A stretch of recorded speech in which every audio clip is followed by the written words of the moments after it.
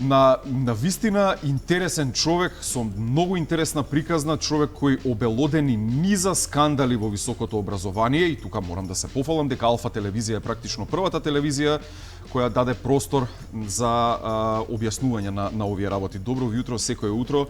Ѓорѓи Илиевски, просветен инспектор во пензија. Благодарам. Најпрво, Александар, вас, на вашата телевизија, на вашите гледачи, голем поздрав, голема благодарност за она што ми овозможивте во текот на целата 19-та година и 20-та година да бидам во актуелен во дело на оние скандали кои што се случуваа во високото образование. Потоа мобинзите што ми се правеа, омалуважувањата што се правеа и во вираноста на големи функционери како што во образовниот криминал вклучен тогаш премиерот Зоран Заев, како и тогашниот министер за внатрешни работи Оливер Спасовски. Но сите тие скандали беа обелоденети, беа заинтересирани и нашите странски амбасади во Македонија, како и инсталациите на Европската унија. Така, од Европската унија, канцеларијата, но и координаторот за Југоисточна Европа на свиркачи Марк Волт. Ке стигнеме до таму. Ја поставивме темата малверзациите, корупцијата и фалсификуваните дипломи, скандалите кои го тресеа, нели, високото образование, и тие се сега пренесени во книга. Значи, имено да кажеме дека главната поента е, меѓу другото, дека сето тоа што вам ви се случувало, вие го пренесовте во книга. Трулеж на системот во Македонија, која ќе биде промовирана утре во 12 часот. Така, значи книгава ќе биде промовирана утре во 12 часот пред платото на приватниот универзитет за туризам и менеджмент.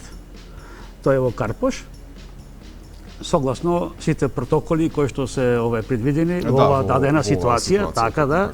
Значи и целта е токму тоа, промотор на оваа книга ќе биде професорот доктор Александар Даштевски. Нормално го сублимирав она што јас го доживеав. Она што јас го доживеав, го пренесувам и она што го доживуваат и другите граѓани, кои што потоа ми се јавува за помош како да излеземе од тој мобинг, од тие притисоци кои што им се прави на луѓето, како што мене ми се правеше. Луѓето кои сакаат да обелоденат вистината. Да, се обелодени вистината, така да во овој период на тој притисок кој што беше, значи едноставно не ми се дозволи да работам законито. А што е во суштина проблемот? Проблемот е што на Тетовскиот универзитет, согласно годишната програма за работа на Државниот просветен инспекторат и акциониот план, извршивме на многу универзитети, значи редовни инспекцијски надзори во делот на настава на научните звања. На Тетовскиот универзитет, на Правниот факултет, констатиравме министерот за образование и наука, господин Арбер Адеми, заменик министерот за внатрешни работи Агим Нухију, директорот за индустријска собственост Сафет Ембрули, незаконито се унапредувани во период од 2016, 2017 и така натака, во период кога им мирува работниот однос.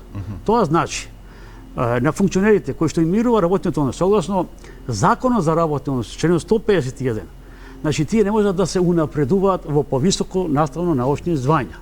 Така да, примеров со директорот Емрули, кој што од 2008 година до 2020 уште е директор на индустријска собственост, се унапредува од помлад асистент, доцент, вореден професор. Сега не знам, можда и сега и редовен веќе професор, значи ништо не е чудно. Додека директорот, односно министерот за образование Арбер Адеми се унапредува во доцент во период кога му мирува работниот однос. Додека заменик министерот за внатрешни работи се унапредува од доцент во вореден професор во период од 2016 година кога му мирува работниот однос, значи спротивно на законите. Во тој период врз мене се вршат големи притисоци да се забошоти она што сум го открил, посебно од директорот на државниот просветен инспекторат Томе Спировски, како и раководителот на секторот за инспекцијски надзор Африм Салиев. Притисоци, значи да прецизираме притисоци за да не ги објавите. Да не одат ни записници и ни решенија да се заташка. Истото тоа го бара од мене и министерот за образование Арбер Адеми, кој ме замолува татковски. Ме замолува татковски, те молам, ти ме уништиш кариерата да се заташка ова и така. Беше фин во таа замолница, но додека овај другиот замеников министер за внатрешни работи, првиот пат ме молеше, а вториот пат ме замоли пријателски да внимавам бидејќи имам семејство, имам деца. Значи, со такво нешто, значи на еден перфиден начин. И сега можете да замислите за сето ова што се случи. Јас го информирав кабинетот на премиерот, тогаш Зоран Заев, имав разговор со Мирјана Јанева, шеф на кабинетот на Зоран Заев, и тогаш им доставив целокупна документација на тој скандал. И таа самата се зачуди и очекував да има некоја реакција од кабинетот на премиерот. Истата таа ситуација дадов и до Државна комисија за спречување на корупција, и после сето она што се случуваше и молниците кои што ми ги доставува и притисоците кои што ги добивав од страна на директорот на Државниот просветен инспекторат, како и од главниот инспектор Африм Салиев, јас бев принуден сето тоа да го дадам во средствата за јавно информирање како јавен интерес што се случува.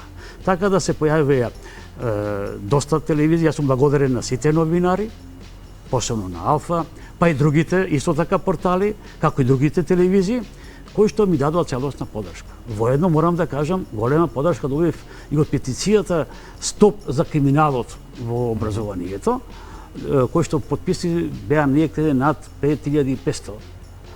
Подршка добив од самите амбасадори, посебно од францускиот амбасадор Тимоние, кој ми даде целосна подршка за сето тоа. Тука е местен тој разговор со амбасадорот Тимоние, како и со канцеларијата на Европската унија со Жбогар, со одговорните што се за образование, како и други експерти кои што беа вчудени видени како е можно ова да се случува вакво нешто унапредување и дали овие министри министерската функција ја вршат професионално или им е хоби. Затоа што е несватливо во Европа министерот за било кој министер. Значи, професионално мора да се тера работата, а не да му биде хоби. Значи, тоа е стварно несватливо, каде што и во самиот закон тоа стои, што беше 2016. Со новиот закон 2018, кој што е скандалозен исто така закон, кој што го донесе Министерката за правда на водници, Десковска, кој што едноставно си се ставила себе си таму дека таа, ако е министер за правда или овој министер за образование и било кој, може да држи предавања за прв циклус, па да биде ментор за втори, трет циклус и така, и да се врши работата. Што значи едноставно функцијата министер или пратеник или директор едноставно ќе им биде како хоби и да земат исто така и парични средства. Овде ќе ги открив и ситуациите каде што незаконито случувале интелектуални услуги, земале пари. Тие пари што ги земале се парите на студентите. Сето тоа што го дадов до Државна комисија за спречување на корупција, доставено до јавното митоство, доставено и до финансиската полиција, до МВР. И морам да кажам со жалење дека тоа се инсталации на власт. Добив притисок пред се од страна на... Извинувам, само ќе ве прекинам на момент, само да прецизираме, значи да прецизираме за гледачите. Вие прво што сте направиле, сте постапиле според нормативите, значи вие прво сте ги информирале, така, сте ги информирале прво соодветните институции, а сте излегле во медиумите за објавување на овие скандали само откако сте виделе дека нема никаква соодветна реакција. Нема соодветна реакција, има притисок, има мобинг, директорот ми се закани дека ќе ме ќе има против мене последици, последици ќе има против мене, точно покрена дисциплинска и се вршише притисок да се затаи сето тоа. Но јас не остапив. Морам да потенцирам дека директорот Томе Спировски е во родинска врска со министерот тогашен, сега техничкиот премиер Оливер Спасовски. Го споменувате и него во Го споменувам и книгата, Оливер. а и не довршивме со што се случило со шефот на кабинетот на тогаш премиерот Заев. Да, со Мирјана Јанева разговаравме, жената добро ме прими и го дадов целокупна документација, значи за нивното незаконско напредување, за интелектуалните услуги кои што ги склучиле со агенцијата Македонија. Значи и нормално дека сето тоа е незаконито, тоа е скандал. Во една нормална држава, во една нормална правна држава се поднесуваат неотповикливи оставки. И сега, што констатираме? Констатираме, значи, невладење на правото. Имаме закони, но тие закони во практиката не се почитуваат. Да. Ако се дрзнете да, како мене, а јас ги охрабрувам и сите инспектори од било кој што е, да се терат законската работа. Иако сме свесни дека се врши доста притисок, политизација на сето тоа. Јас се обратив до премиерот тогаш, Зоран Заев, и до вториот премиер во наводници, Али Ахмети. Така да, ова што го сега барат премиер албанците, тие ги го имаат премиерот. Али Ахмети е вториот премиер во влада што е. Затоа што во разговорот со Оливер Спасовски, кога му ги дадов целокупна документација, а не ги примаше, пази, министерот за внатрешни работи, кој што треба да се бори против криминалот, против корупцијата, не би ги прима документите. Зошто? Под кој изговор не ги Па прима? не ги прима, вика, слушај, Агим Люхио е многу добар човек. Многу добар човек, вие не знаете, и не се плашите. Тоа што ви го рекол дека се заканул за семејство, нема ништо да ви се случи. Значи, овој како баба Вања кажува дека ништо нема да ви се случи. Значи, тогашниот министер за внатрешни работи, Оливер Спасовски. знаел дека заменикот министер ви се заканил. Да, па види, тие се заедно. Па тој заменикот интервенира како Оливер Спасовски. Оливер Спасовски, значи роднина на директоров Томе Спировски, значи влие врз мене, За координиран притисок, тврдите. Координиран притисок, тоа и од СДСМ и од каже го од ДУИ. Да. И сега и затоа се обраќам кај 20 премиери. 20 премиери. А имавте ли некаков одговор од Али Ахмети? Али Ахмети барав да бидам примен, не ме прими, нормална работа, тој нема да се ги гони своите министри, а овие другиве едноставно и не може да презема ништо, кој што отворено му го кажав тоа и на Оливер Спасовски, дека како што тој ми рече мене, што сакаш ти, вика, да ни се растори коалицијата. Пазите, јас одам да кажам криминал, тој ми вели што сакаш, вика, да се растори коалицијата. И кај кого да се обратите тогаш? Кај кого тогаш се обратите кога еден министер за внатрешни работи, сега технички премиер, изборува за правда, за борба против корупцијата, се залага за некаков си ветинг. Како ветинг? Таму треба расчистување прво од Оливер Спасовски, па заменикот министер за внатрешни работи, па сите други структури, па и во владата. Така да сето ова ги запознав и амбасадите, сите знаат. Дури повеќе од мене знаеа се што се случува. Така да не се залажуваме дека ќе ги лажеме. Јас, верувајте, деновиве веќе ќе доставам и до Словенечката амбасада исто така да ги запознам и Унгарската амбасада. И Унгарската амбасада ќе запознам, бидејќи тоа се наши пријатели на Македонија, кои што во дадена ситуација воредна, доста ни помогна, а за некои тие држави биле фасистички, што не се сложувам и секако ќе барам овој што го замени Хан, да го запознам и него Вархеи, и него да му доставам се што треба, бидејќи ова е недопустиво нешто. Знаете што е најголема трагедија, после сето ова што излегов во јавноста, што се обелоденив, што сето тоа го нотирав тука, открив. Државната комисија за спречување на корупција нецелосно ја изврши работата. Констатира дека има судир на интереси, каде што на тој вореден повторен инспекцијски надзор оди раководителот на секторот, Африм Салију, а таму е вработена неговата ќерка како асистент. Значи има суди на интереси спротивно на законот. Исто така, се обраќам до финанска полиција. Кога откривам таму, директорот на финанска полиција, Арафат, зема 20.000 евра од СЈО. А ние зборуваме се за правда, било што. И вклученост. Јавното министерство во Тетово премолчува. Да, вика Илиевски, се води предистражна постапка. До кога ќе води, и јас не верувам дека ќе може да биде, се додека не дојде нова власт. Се додека не дојде нова власт, за да се расчистат сите овие работи. Верувајте, од сето тоа што почувствував, дека институциите, управната инспекција не функционира. Таму е директор некоја фаница, сега пратеничка на ЦДСМ. Сакам тоа да го кажам. Значи, сега после тоа открив инспекцијскиот совет, директорката, односно предателката, членот се луѓе на СДСМ и на ДУИ. Кога ги сублимирав сите овие работи, кога налегнаа сите овие состојби, констатирам дека сето тоа е надуво, една организирана работа, една целокупна мафија на системот во нашава држава. И затоа насловот води трулеш на системот, каде што ми помогна, морам да кажам, ми помогна пред се прва благодарност на новинарите, целосно, кои што се совест на државата. Понатака ми помогна заменикот народен правобранител за работни односи. Ми помогна Хелсинскиот комитет, ми помогна Транспарент Интернешнл и координаторот на Југоисточна Европа за свиркачи Марк Волт. Значи, едноставно излезе од рамките на Македонија целокупна работа и секако морам да бидам благодарен на амбасадорите кои што ми дадоа целосна подршка на целокупна оваа ситуација што ми се случува.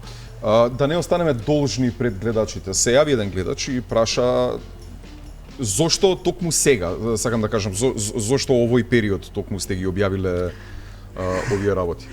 Ако земеме предвид, еве, меѓу другото, тоа што го споменавте, дека вие практично веќе подолг период сте атерале оваа процедура, не е тоа? Да. 19-та година, 20-та година до 28 јануар, 29-ти одам во пензија, како виш посветен инспектор, и нормално мораш, за да пишуваш една книга, да ги сублимираш сите работи. Значи, мора да... И кога ги сублимирав сите работи, констатирав тоа што се констатира. Дури констатирам и третата власт, дека работи незаконито. Јас имав средба и со председател на судскиот совет за она што се случува во Основниот суд во Тетово со овие предмети што ги доставив. Па исто така до јавното обвинителство. Па кривичната пријава која што доставив до јавното обвинителство никаде ја нема. Така да јас допарва уште ќе ги бркам работите. Значи не останувам на тоа, но и благовремено ги информирам и нашите амбасади во Македонија, како и новинарите. Значи, сега, во делот на тоа, дали сега пишувам или да не ова сега... Не конкретно за пишувањето на книгата, туку за откривањето на скандалите. Да, јас сум пишувал и порано, 2015-16 година, за скандалите кои се случува на Универзитетот во Струга, Универзитетот на Рамис Мерко, за 800 неносифицирани дипломи странски, за неносифицирана диплома на самиот Мерко, кој што докторирал во Нови Пазар, и Беса Кадрю, нотарката, кој што е жена на ректорот на универзитетот. Сум пишувал и за МИТ универзитетот, за незаконитоста таму. Значи, едноставно сум пишувал за почнувањето на Универзитетот Мајка Тереза без носификација започнат универзитет, што е нонсенс. За сето тоа јас сум го пишувал, ама сум имал притисок. Тогаш се сеќам министерката Десковска му кажува на министерот, односно на директорот Томе Спировски, на контролен инспекцијски надзор да не оди Илиевски. Да не оди Илиевски, вика, бидејќи, знаете, имаме таму судир, ќе ни се растои коалицијата. Пазите, значи, политиката длабоко е навлезена во образованието. Тоа е трагедијата. Само да констатираме за гледачите, еве, нели, да не се каже дека не ги поставуваме вашите прашања, напротив, вашите прашања ни се најважни, можеби, во целата ситуација. Пишувано е и претходно. Значи се пишувало уште од 2015-та и така натаму, нормално под притисоци. Морам да кажем и друга на работа. Јас уште претходната власт која беше на премиер Груевски, јас отворено тогаш напишав книгата 2015 состојбите во високото звание, што се отворено протиставив за диспезираните студии. Диспезираните студии се промашена работа. Јас тоа го пишувам. Ние имаме квантитет на универзитети. Имаме над 24 универзитети. Имаме над 2000 студиски програми. Каде тоа ќе оди? Значи токму гледачот што се јави потенцираше, го пренесувам мислење на дел од гледачите дека високата корупција практично корупцијата во високото образование практично почнува со отворањето на сите тие приватни универзитети. Како би го коментирале вие како ја морам да кажам дека не се сите приватни универзитети корумпирани. Не, апсолутно не го. Така. Би кажал овој што е во Струшкиот универзитет, тој не е универзитет. Тој поthitno треба да се затвори. Но тука лежи проблемот. Не ни функционира одборот за акредитација и евалуација. Значи, оние што ги акредитираат студиските програми и оние што треба да вршат проверка на тие студиски програми. И секој универзитет, односно факултет, си ги акредитира, никој не ги евалуира, не ги вреднува и затоа нас не нема никаде. Не препознаваат во Европа. Не ни функционира Советот за финансирање, не ни функционира Националниот совет за образование. Пазите, значи не препознаваат. Ние на Шенгенската листа сме никаде. На најниско ниво. За средното образование, за дуалното образование, значи нема. Сето тоа јас сум го пишал од 2015 навака. Тоа ќе го кажам народски дека имаше и меѓународни надпреварувања каде само чинам дека беа средношколците од Косово беа под нас на така, Косово, Босна и Херцеговина, тие се под нас, а ние сме на дното. И се пазите, излегува министерот за образование и вика, ние сме добри. Не сме последни, ама сме предпоследни. Пазите, се поставува прашањето, какви министри поставуваме? Ако тој не е стручен, а не е стручен, кој што направил самиот тој криминал направи со самото тоа не почитување на законите. За мене кој министер, исто така незаконито се унапредувал и добивале парични средства. Кој ќе врши криминал? Кој ќе го се бори против тој криминал? Кој ќе се бори? Значи направиле криминал. Кој ќе се бори за против тој криминал?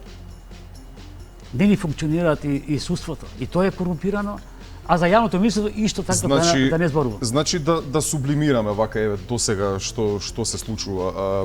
Вие објавувате една серија скандали за луѓе кои котираат високо во власта, без разлика кои, без разлика кој без како. Разлика. Институциите се исто така инфилтрирани од партиски структури пред се. Ете, според тоа што го кажувате дека коалицијата во моментот била најважна, ништо друго.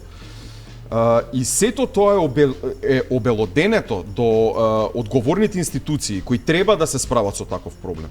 Со тој проблем конкретно. И тие велат да, во ред така е, меѓутоа ете има некои поважни работи, па како ние очекуваме ова да го наречеме воопшто правна држава? Прво кој би требало да се справи со ова? Прво правна држава не сме. И морам да констатирам со жалење, а тоа го знаат сите, дека тешко ќе можеме да се справиме со оваквото нешто, додека не расчистиме со нашите чипови во главите и ако не поставиме стручни, компетентни, професионални луѓе на позиции. Ова сега што се случува, ДУИ СДСМ. Значи, едноставно имаме паралелизам. Немаме едно општество за сите. Имаме две општества. 2 или 3.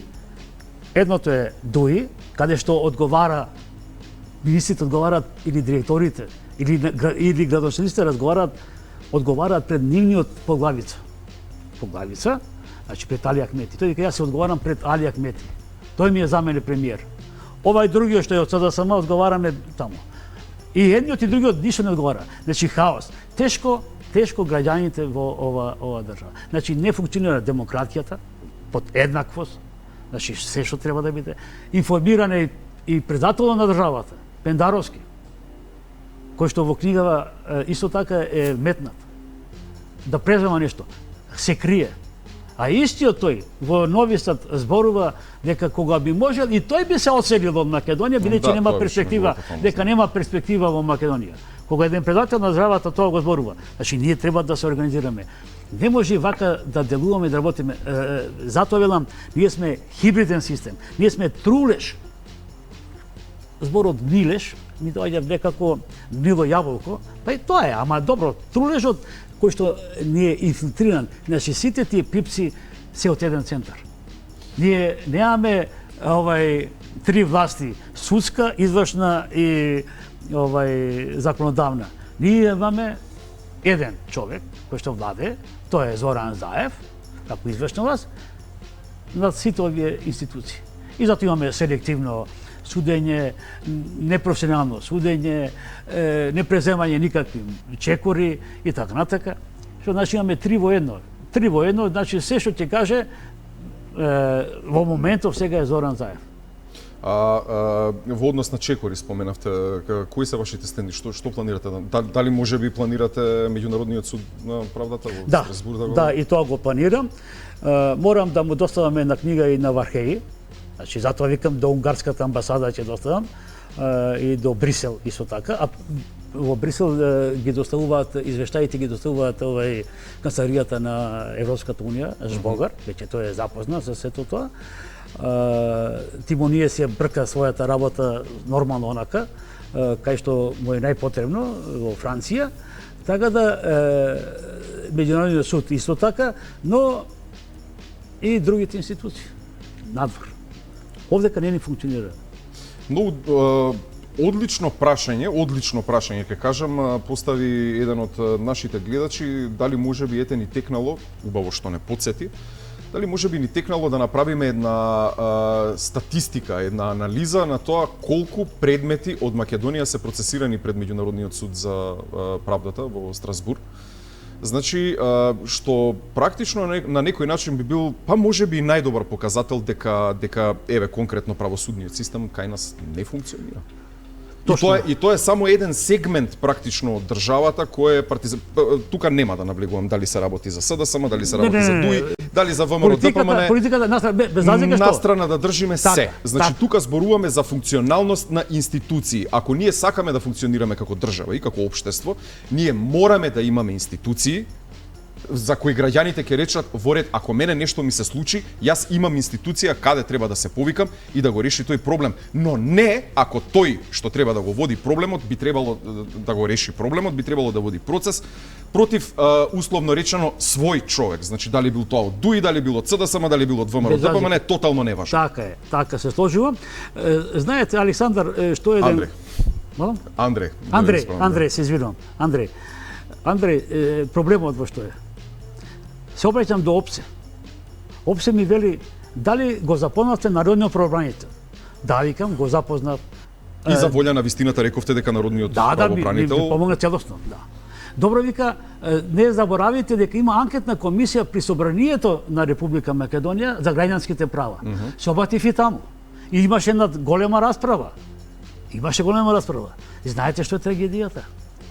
Како на анкетната комисија, како на инспекцијски совет, како на трудова инспекција, управна инспекција.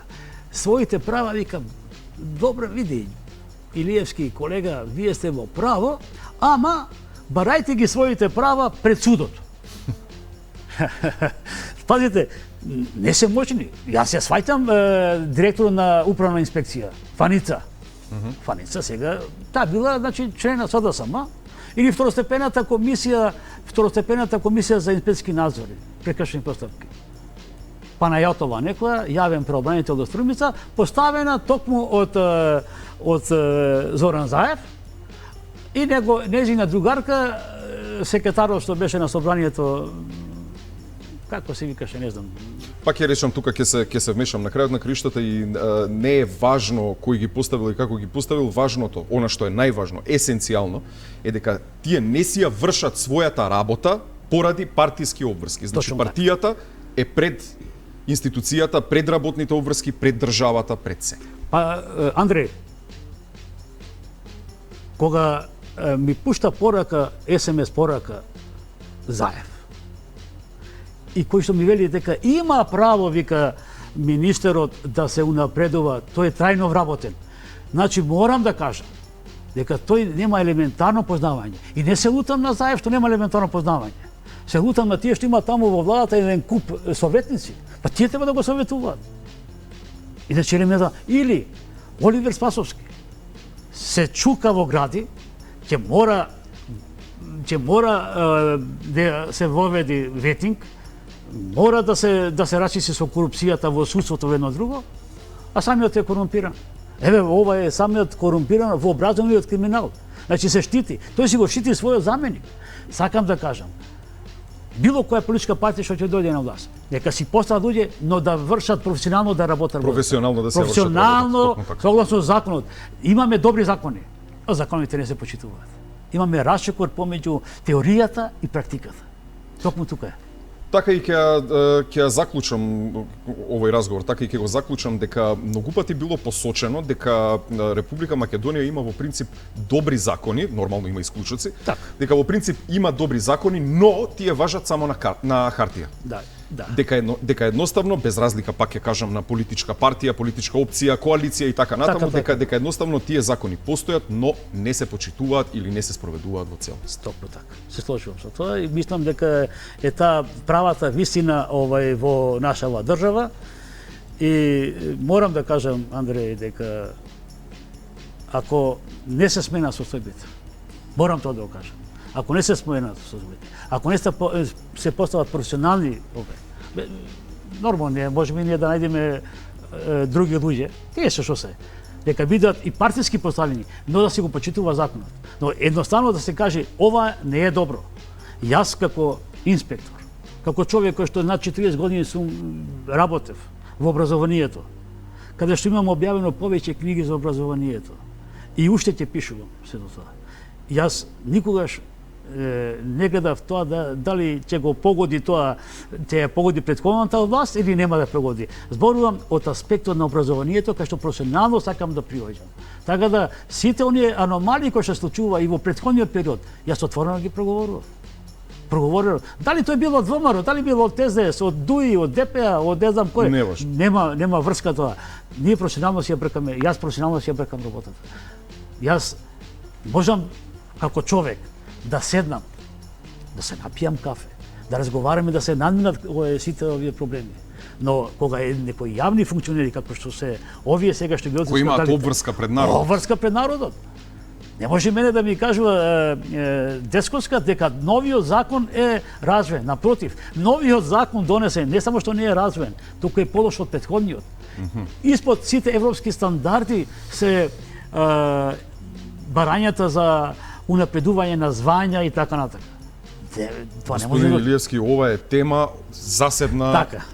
Ви благодарам многу на гостувањето. Ми беше чест што прифативте да бидете дел од Добро утро секој утро. Благодарам мисло и вас и на телевизијава, кој што секогаш